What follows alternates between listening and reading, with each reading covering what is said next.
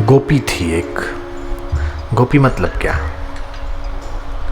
गोभिः पिबन्ति इंद्रियै श्री कृष्ण रसम इति गोपाः तेषां पत्न्यः गोप्याः। गोपी मतलब जो इंद्रियों के द्वारा श्री कृष्ण के रस का पान करे, जो अपनी इंद्रियों से भगवत रस का पान करते हैं उनका नाम होता है गोप, और जो तन्मयी वृत्तियां हैं उनको कहते हैं गोपी।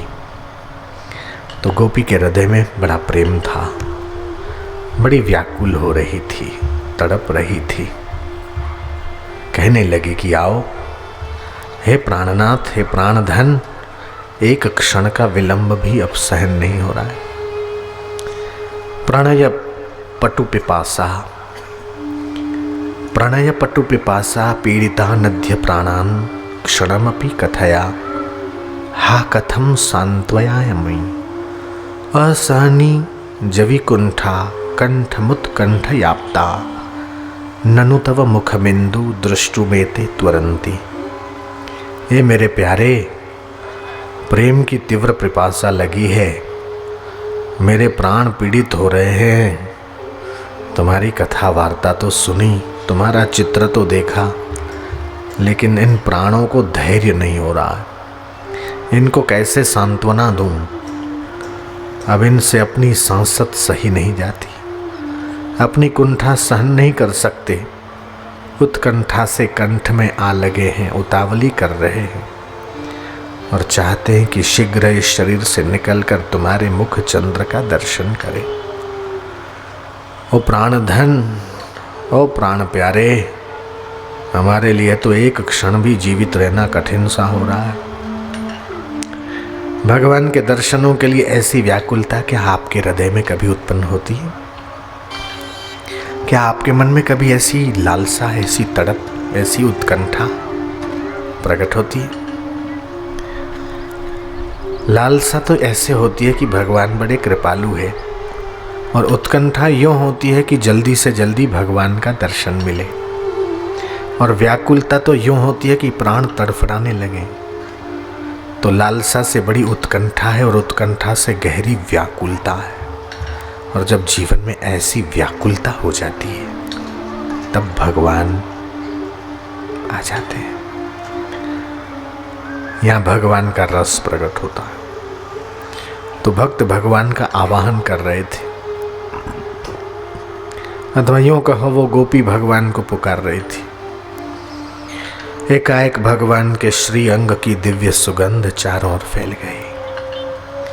अब तो भक्त अथवा गोपी की सारी इंद्रियां नाक में आ गई, उसको भगवान की सुगंध के सिवाय मालूम नहीं पड़ता। इतने में वंशी बोल पड़ी, वंशी की मधुर ध्वनि सुनाई दी, और उस वंशी की ध्वनि ने जैसे कान में अमृत की धारा उड़ेल दी। सारी इंद्रियां नाक से कान में चली गई। इतने में रुंझन रुंझन नुपुल बोल गए, आंखें खुल गई। ध्वनि कहाँ से आई? ध्यान से सुना तो नुपुरों की ध्वनि के साथ साथ चरणों की ध्वनि आने लगी। इतने में देखते गए तो चम चम चम चमकता हुआ नीले रंग का प्रकाश भी सामने आ गया। अब तो ऐसा लगा कि जैसे मैं उनसे बात कर रहा हूँ। उन्होंने हमारे सिर पे हाथ रखा और वे हमको अपने हृदय से लगा रहे हैं। ये हमारी कल्पना नहीं है, ये मनोराज्य भी नहीं है, ये तो एक संत का बताया हुआ, शास्त्र का बताया हुआ, अपने हृदय में से निकली हुई भावनाओं का खजाना है। अब भगवान आ गए तो भक्त के हृदय में भान का उदय हुआ। उसने पूछा, तुम्हारे आने में देर क्यों हुई? इतनी क्यों की देरी? प्रेम की गति टेढ़ी होती है, टेढ़ी। अहेरिव गति प्रेमणा स्वभाव कुटिला भवेत् अतो हेतोरहेतोश्च योनोर्भान उदंचतो। जब तक वो आए नहीं थे तब तक व्याकुलता थी, जब आ गए तो उनकी दिव्य सुगंध मिल गई नाक को, उनकी ध्वनि मिल गई कान को, उनका दर्शन हो गया आँखों को, स्पर्श मिल गया त्वचा को, और प्यार भी मिल गया। तब भान का उदय हुआ। हे देव से दैत, हे भुवनैक बंधो, हे कृष्ण, हे चपल, हे करुणैक सिंधो, हा नाथ, हा रमण, हा नयनाभिराम, हा हा कदानुभवत असि पदम दृशि में। हे नाथ, हे दयामय। गोपी कहती है कि नाथ, हे केशव, हे कृष्ण, कब से तुम्हारे लिए व्याकुल हूँ मैं, तड़पड़ा रही हूँ। तुम कहाँ गए थे? क्या किसी दूसरी गोपी के घर गए थे? तुम तो जगह जगह डोलते फिरते हो। मुझे तुम्हारी ये बात पसंद नहीं। मुझको छोड़कर कहाँ चले जाते हो? तो भगवान कहते हैं कि गोपी, तुमको मेरा आना अच्छा नहीं लगा क्या? मेरे आने से तुझे सुख नहीं मिला? अच्छा, तो मैं तो जा रहा हूँ। यह कहकर कृष्ण गोपी की ओर पीठ करके चल पड़े। तो गोपी कहती है कि तुम कुछ भी हो, हमारे प्यारे तो हो। तुम्हारे लिए तो हमारा हृदय थर थर काँप रहा है, हमारा रोम रोम व्याकुल हो रहा है। तुम ही हमारे प्राणों के प्राण हो, फिर मुझे छोड़कर कहाँ जाते हो? कृष्ण कहते कि रे गोपी, तू मुझी से सचमुच इतना प्यार करती है? गोपी कहती, हाँ हाँ, मैं तो प्यार करती हूँ, परंतु तुम तो सारी दुनिया से प्यार करते हो ना। मैं अकेली तुम्हारी प्यारी थोड़ी हूँ। जाओ घूम आओ कहीं। और फिर कृष्ण ने चलने की तैयारी की। गोपी कहती है कि नहीं नहीं, अभी तो ठहरो। तुमने तो मेरे प्राणों का आकर्षण कर लिया। जैसे चुंबक लोहे को खींचता है, वैसे ही तुम मेरे प्राणों को आकर्षित करते हो। तुम्हारे नाम का मतलब ही चुंबक है, चुंबक। चुंबक धर्मा कृष्ण। चुंबक लोहे को अपने पास खींच लेता है, वैसे ही तुम प्राणियों को, जीवों को अपनी ओर बुलाकर खींच लेते हो, चूम लेते हो। कर्षति कृष्ण, कृष्यति इति कृष्ण, जो हमारे हृदय में छिपी हुई भावनाओं को उधेड़ कर, उभार कर अपनी ओर खींच ले, उसी का नाम तो कृष्ण है। तुम तो भुवन के बंधु हो, सो तो ठीक है, परंतु तुम तो हमारे हृदय का धन हो। तुम्हारे बिना क्षण भी जीवित रहना मुश्किल है। अरे कृष्ण, अरे प्यारे और दुलारे, मत जाओ। कृष्ण लौट आए। गोपी ने देखा कि लौट आए, तब बोली कि देख लिया कितने चंचल हो, कभी कितने चपल हो। कभी जाते हो, कभी लौट आते हो, कभी दिखते हो, कभी छिप जाते हो, कभी मुस्कुराते हो, कभी मुंह लटका लेते हो। तुम्हारी प्यारी प्यारी चितवन चित पर छा जाती है, और कभी तुम आँख बंद कर लेते हो, मुंह फेर लेते हो। ओ नखरीले, बड़े चंचल हो। कृष्ण ने कहा, अच्छा जी, चंचल हूँ तो मैं जाता हूँ, तुम्हारे साथ रहकर क्या करना? गोपी कहती है कि नहीं प्यारे, जो कुछ मैंने कहा मेरी गलती है। तुम तो करुणा के समुद्र हो, मेरी बातों पर क्यों ध्यान देते हो? मैं तो पागल हूँ, पगली हूँ। गोपी बोली, नाथ तुम तो बहुत सताते हो। करुणा भी है लेकिन सताते भी हो। नाथ माने उत्तापक, संस्कृत में कहते हैं नाथे उत्ततापे। कृष्ण कहते हैं कि अच्छा गोपी, मैं तुम्हें सताता हूँ, मुझसे तुम्हें दुख होता है तो मैं जाता हूँ। इस प्रकार की गोपी और कृष्ण की वार्ता वो प्रेमी संत करते करते उनके आंखों से भी भक्ति रस के आंसू बह आए। संसार का चिंतन कर दो, हो सके कि संसार मिले कि न मिले, लेकिन भगवान का चिंतन करते ही भगवत भाव हृदय में प्रकट हो जाता है। सत्संग में तुम आते हो, आकर बैठते हो और सत्संग सुनते हो, तभी तुम्हें पुण्य होता है ना। जब से तुम सत्संग में आने का मन में विचार करते हो और जब से तुम चल पड़ते हो, तभी से तुम्हारे खाते में पुण्य इकट्ठा होना शुरू हो जाता है। फिल्म देखने जाते हैं तो मन का भाव कुछ अलग होता है, और सत्संग में जाते हैं तो मन का भाव कुछ अलग होता है।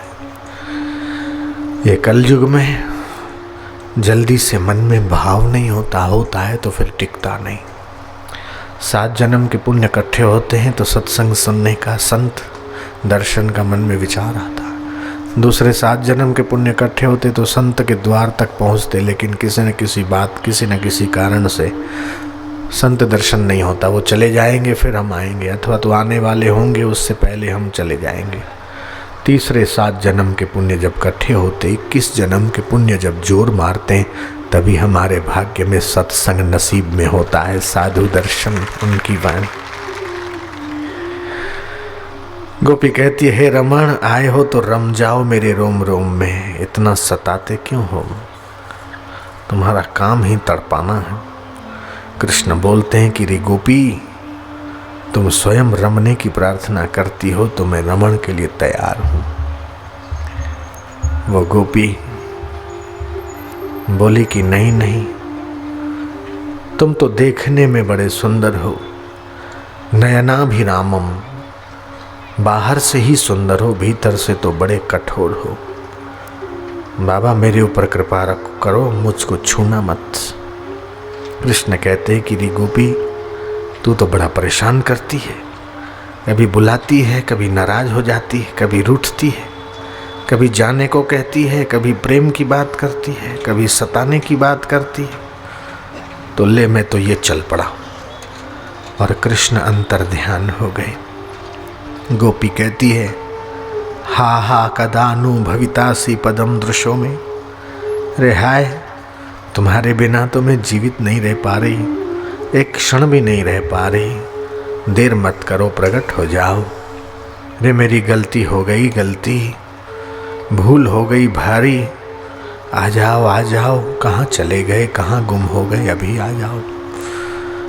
हमारी आंखें तुम्हारे सिवाय और किसी को देखना नहीं चाहती रे प्यारे, प्रिय प्यारे, तिहारे निहारे बिना दुखियां अखियां नहीं मानत, ये ठहरत नहीं दिल मानत नहीं। तुम्हारे दर्शन के बिना आंखें मानती नहीं। मैं मुंह से कुछ भी बोल देती हूँ, कुछ भी कह देती हूँ, पर मेरे हृदय में तुम्हारे लिए अथाह अनंत प्रेम लहरा रहा है। बावरी वे अखियाँ जल जाएं, बावरी वे अखियाँ जर जाएं, जो सांवरो छोड़ी निहारत और को। वे आंखें जल जाए जो सांवरे सलोने प्राण प्यारे को छोड़कर, मेरे भगवान को छोड़कर, मेरे प्रभु को छोड़कर, मेरे दुलारे को, मेरे सांवरिया को छोड़कर दूसरे को देखना चाहती है। वो आंखें किस काम की? हमारी आंखें तो उनके दर्शन के लिए है। क्षमा करें ध्यानी लोग, ज्ञानी लोग, ज्ञान से आत्मा और परमात्मा एक हो जाता है, परंतु बुद्धि क्या संसार का विचार करने के लिए बनी है? ज्ञान से आत्मा परमात्मा एक हो गए तो बुद्धि किसके लिए बनी है? क्या दुनिया का सोच सोच के इसमें संसार का ही कूड़ा करकट भरने के लिए? मन किसके लिए बना है? यदि कहो कि बुद्धि से भगवान का विचार करते हैं तो मन क्या संसार से प्यार करने के लिए? दुनिया से प्यार करोगे तो एक न एक दिन ठोकर खानी पड़ेगी और धोखा जरूर मिलेगा, लेकिन भगवान से तुम प्यार करोगे तो कभी धोखा खाना नहीं पड़ेगा, भगवत रस प्रकट हो जाएगा। आपके अंदर प्यार करने की ताकत है ना, तो आप भगवान से प्यार क्यों नहीं करते? प्रेम करने की शक्ति भगवान ने दी है तो भगवान ने दी हुई शक्ति भगवान के लिए क्यों नहीं लगाते? आत्मा भगवान से एक होने के लिए है, बुद्धि भगवान का विचार करने के लिए है। और आपके हृदय में जो प्रेम का भाव है, अपनत्व का भाव है, उसको भगवान के प्रति स्थापित कर दीजिए। लेकिन ज्ञानी जी, विचारक जी, प्रेमी जी, आपकी आंखें किसके लिए बनी? संसार का रूप देखने के लिए? पूरे विश्व में कहीं भी चले जाओ, ऑस्ट्रेलिया चले जाओ, स्विट्जरलैंड चले जाओ, जर्मनी चले जाओ, यूरोप चले जाओ, क्या मिलेगा? पंच महाभूत की टेढ़ी मेढ़ी ऊंची नीची बनावट मिलेगी और क्या मिलेगा? जाओगे सज धज कर, तैयार होकर, उत्साह से, लेकिन 4-6 घंटे के बाद थक टूट कर आओगे। शक्कर की बोरी जैसे मजदूर पटकता है, ऐसे तुम थक टूट के बिस्तर पे पड़ जाओगे। वो मज़ा 2-4 घंटे में किरकिरा हो जाएगा।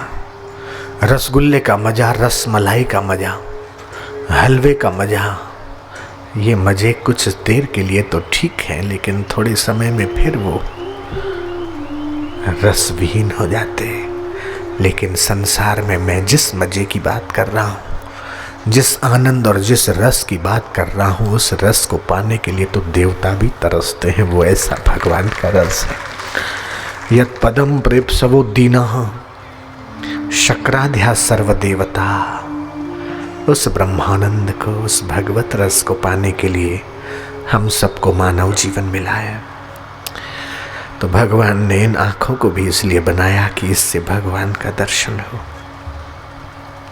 उस ज्ञानी की आँख बेकार जिसने भगवान का दर्शन नहीं किया, और उस ध्यानी का ध्यान भी बेकार गया जिसने भगवान का दीदार नहीं किया। तो ये समग्र जीवन भगवान का होना चाहिए।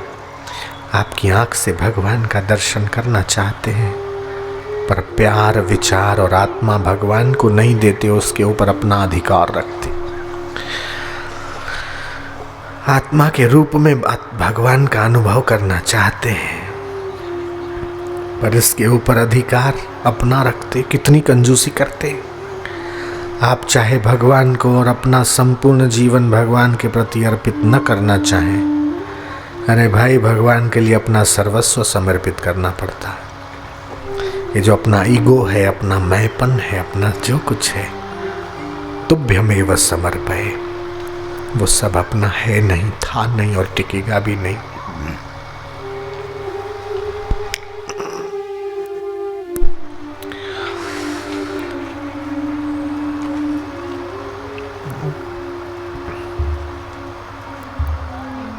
मीरा की शादी हुई।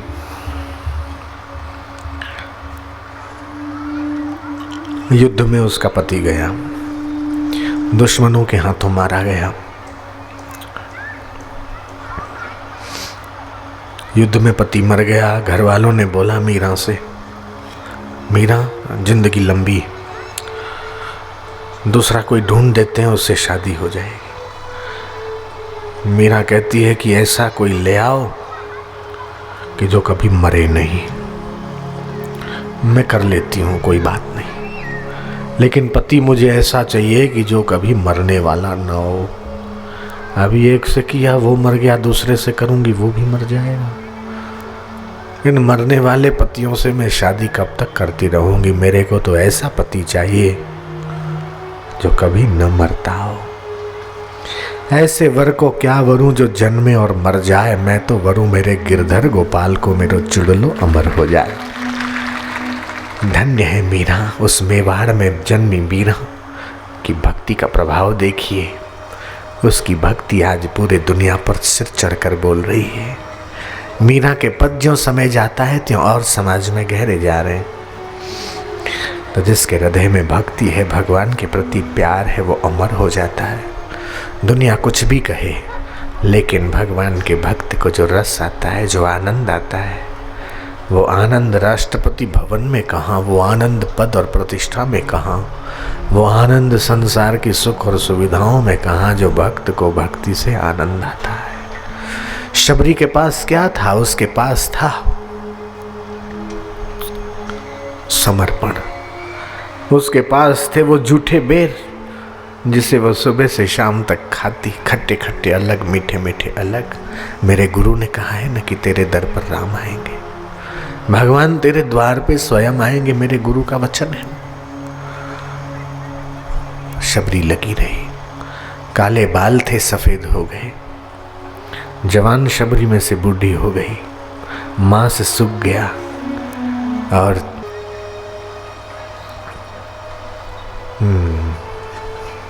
भगवान भी देखिए कि उसके जूठे बेर खा रहे। लक्ष्मण को पसंद नहीं आया। लक्ष्मण ने नाक भौं चढ़ाई, बोले ये भिलनी के बेर और हम लोग खाएं? ये इतनी अशुद्धि, इतनी अपवित्रता हम नहीं देख सकते। लेकिन राम कैसे? ये भारत का भगवान कैसा है कि शुद्धि अशुद्धि पर ध्यान बाद में देता है, लेकिन भाव पर ध्यान पहले देता है। प्रेम खाता है, भाव खाता है। इसलिए भाव का भूखा है वो, आप अपने भाव को चढ़ाइए। 2 पत्ते तुलसी के ही दे दीजिए, 2 फूल ही अर्पित कीजिए। वो विदुरानी का प्रेम देखिए। भगवान पधारे विदुरानी के घर, विदुर के मेहमान बने, अतिथि बने। छिलके छिलके तो वो प्रेम भाव में भगवान के अर्पण कर रही है, और जो अंदर का केला है वो तो फेंक रही है। जहाँ कचरा फेंकना चाहिए वहाँ केला फेंक रही है, और जहाँ केला रखना चाहिए वहाँ छिलका रख रही है, उसे पता ही नहीं। और भगवान भी देखिए कि छिलके छिलके खा रहे हैं। तो जो भगवान छिलके खा सकते हैं, जो भगवान शबरी के जूठे बेर खा सकते, वो भगवान क्या तुम्हारे घर में बनी हुई रोटी सब्जी नहीं खा सकते, दाल चावल नहीं खा सकते? आप रखिए तो, चढ़ाइए तो हमें कृष्ण ने वंशी ध्वनि द्वारा गोपियों से कहा कि तुम लोग मेरे जीवन के सर्वस्व हो, और तुम्हारे आश्रय से ही मैं कृष्ण कृष्ण बना हूँ। तुम ही मेरी प्यारी हो, दुलारी हो, तुम्हारे लिए ही हमारे ये प्राण हैं। कृष्ण की बात गोपियों की ओर से प्रतिध्वनित होती है। वो बोलती है कि तुम ही हमारे आनंद हो केशव, हमारे जीवन हो और सर्वस्व हो। हे केशव तुम हमारे बल हो, हे माधव तुम हमारे आश्रय हो, हे गोविंद तुम हमारे प्यारे हो, हे अच्युत तुम्हारे सिवाय हमारा कोई नहीं। तो क, ल, ई और म, इन 4 अक्षरों को मिलाकर बना बीज क्लीम। उसने अपने जीवन की सारी लालसा, सारी अभिलाषा, संपूर्ण प्रेम एक में समेटकर श्री कृष्ण में डाल दिया। तो ऐसे होते हैं मंत्र। ये सद्गुरु के देने से मिलते हैं, और मिल जाने पर उस सोती हुई चेतना को जगा देते हैं। जो भगवान का अंश है, भगवान का स्वरूप है, भगवान की सत्ता से ही उसकी सत्ता है, भगवान के ज्ञान से उसका ज्ञान है, और भगवान के आनंद से उसका आनंद है। भगवान से मिलकर ही जीवित है, ज्ञानवान है, आनंदित है। बिजली जल रही है, वो अपने मूल से मिलकर जल रही है। अगर सूर्य न हो तो ये बिजली नहीं होगी, ये दीपक कैसे जलेगा? अगर समुद्र न हो तो बादल कहाँ से पानी लाएंगे? बादल ना हो तो बरसेंगे कैसे? फिर वृष्टि कहाँ से होगी? और वृष्टि ना होगी तो धरती के गर्भ में जो पानी है वो भी बिना वृष्टि के कैसे जाएगा? है ना? ऐसे ही हृदय में जीने वाला जीव भी भगवान से मिलकर ही जी रहा है, परंतु भूल गया है, और अपने जीवन के उस मूल को, सत्य को, जहाँ से इसे ज्ञान मिलता है, भूल गया। उस आनंद को जहाँ से सुख मिलता है। तो जब हम मंत्र का उच्चारण करते हैं तो ये मंत्र अधिदेव जगत से हमारा संबंध जोड़ देते हैं। मंत्र कहते ही उसको हैं जो भौतिक जीवन को आधिदेविक जीवन के साथ जोड़ दे। जोड़े भी कैसे? कि अध्यात्म को जगाकर। जब मंत्र बोलते हैं, भगवान को पुकारते हैं, तो ये जो हमारे भौतिक जीवन में सोई हुई चेतना है जाग जाती है। मननात् जायते इति मंत्र, जिसका अंतर में मनन हो से मंत्र कहते हैं। तो आपकी चेतना को जागृत करते मंत्र, अध्यात्म को जगाकर आधिदैविक जगत में पहुंचाते हैं मंत्र। जैसे हमारी आँख सूर्य से और हमारा मन चंद्रमा से मिल जाता है, ऐसे हमारी चेतना परमात्मा से मिल जाए। राधा रानी बैठी है, उनकी गोद में मधुमती वीणा है, मधुर स्वर है, और वे नागर शिरोमणि कृष्ण की भावमयी लीला का गान कर रही है। आँखों से झरझर झरझर प्रेम के आंसू गिर रहे हैं। उनके मन में भाव है कि कृष्ण अभी आ रहे हैं, अभी आ रहे हैं, अभी आ रहे हैं, आते ही होंगे, अब आए। आकर वो मेरी वीणा पकड़ लेंगे, मेरा हाथ पकड़ लेंगे, मेरी आँखों को ढक लेंगे, मेरे मुंह पे हाथ रख लेंगे, और मेरे सामने खड़े होकर बड़े प्यार से सुनेंगे भी।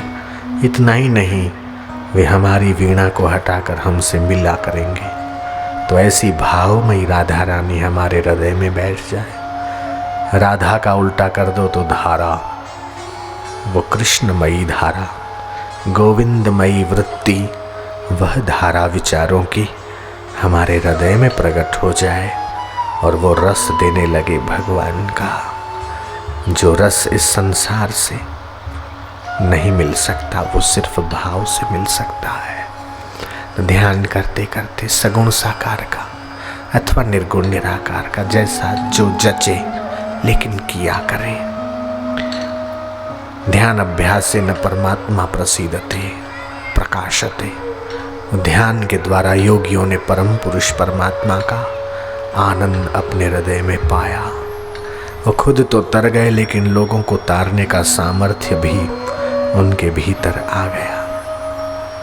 तो वे लोग धन्य हैं जो भगवत रस से अपने जीवन को परिपूर्ण करते हैं।